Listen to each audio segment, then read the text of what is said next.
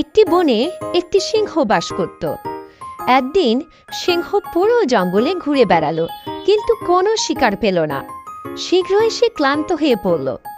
সূর্য অস্ত যাওয়ার পথে, কিন্তু সিংহ তখনও শিকার খুঁজে পায়নি।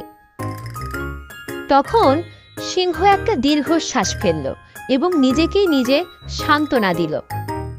সিংহ যখন তার নিজের গুহায় ফিরছিল, তখন সে আরেকটি গুহা দেখতে পেল এবং সেখানে বসে বসে বলতে লাগলো, আমি একবার এই গুহার ভেতরে গিয়ে দেখি কোনো শিকার পাই কিনা।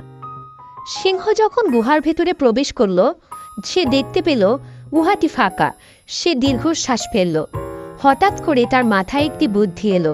সে ভাবল, সূর্য অস্ত যেতে চলেছে, এই গুহায় যে প্রাণীটি বসবাস করে সে শীঘ্রই এখানে ফিরে আসবে। আমি বরং এই গুহার ভেতরেই লুকিয়ে থাকি। তারপরে সে আসলে তাকে আমি শিকার করব, আর বিনা পরিশ্রমে আমি একটা শিকার পেয়ে যাব, আর আমার পেটের ক্ষুধাও মেটাতে পারবো। এভাবে সিংহটি গুহার ভেতরে নিজেকে লুকিয়ে রেখে প্রাণীটির আসার অপেক্ষা করতে লাগলো।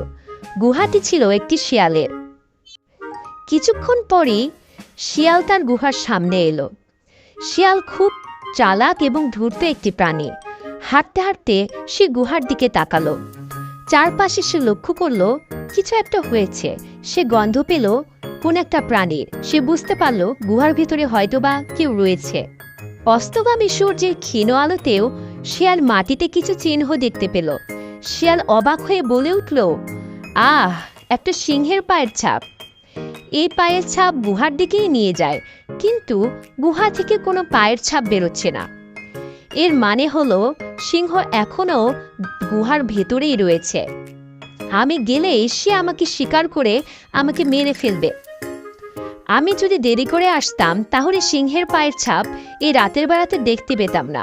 আমি দিনের বেলাতে আসাতেই সূর্যের আলোতে আমি পায়ের ছাপটা দেখতে পেয়েছি। শিয়াল একটি প্ল্যান ভাবল। সে প্ল্যানটা পাওয়ার পর খুশিতে লেজ নাড়ল এবং বলল, হে গুহা, হে গুহা। এই কথা বলে শিয়াল কিছুক্ষণ চুপ করে রইল। আবার শিয়াল বলে উঠল, হে গুহা, হে গুহা, আজ চুপ করে আছো কেন? প্রতিদিন যখন আমি আপনাকে কল করি, আপনি আমাকে এ বলে অভিবাদন জানান, স্বাগত বন্ধু, দিনটা কেমন ছিল? গুহার ভেতরে লুকিয়ে থাকা সিংহ ভাবল, আমার মনে হয় এই গুহাটা নিশ্চয়ই প্রতিদিন এই কথাগুলো দিয়ে শিয়ালকে স্বাগত জানায়, কিন্তু আজ এখানে আমার উপস্থিতিতে গুহাটি ভয় পেয়ে গেছে এবং সে ভয়ে মুখ খুলছে না। আমাকেই গুহার পরিবর্তে কথা বলতে হবে। শিয়াল আবার বলে উঠল, হে গুহা, হে গুহা। সিংহ তখন মধুর স্বরে বলে উঠল, স্বাগতম বন্ধু, দিনটা কেমন ছিল? কিন্তু সিংহ তার হুঙ্কার দেওয়া কণ্ঠটা বর্জন করতে পারেনি। তার কণ্ঠে গুহায় প্রতিধ্বনি হলো। তার গর্জনে আশেপাশের সব প্রাণীকে সতর্ক করা হয়। সিংহ ভেবেছিল শিয়াল গুহায় ঢুকবে, আর তখনই সিংহ শিয়ালকে শিকার করে খাবে, কিন্তু শিয়াল গুহায় ঢুকেনি। তখনই শিয়াল বলে উঠল, হে সিংহ, তুমি কত বোকা। আমি এমনিতেই গুহার সাথে কথা বলছিলাম, যাতে করে আমি বুঝতে পারি যে তুমি ভেতরে আছো কিনা। তুমি নিজেই প্রমাণ দিয়েছো যে তুমি ভেতরে আছো। গুহা কি কখনো কথা বলতে পারে? তুমি অনেক বোকা সিংহ, বিদায়।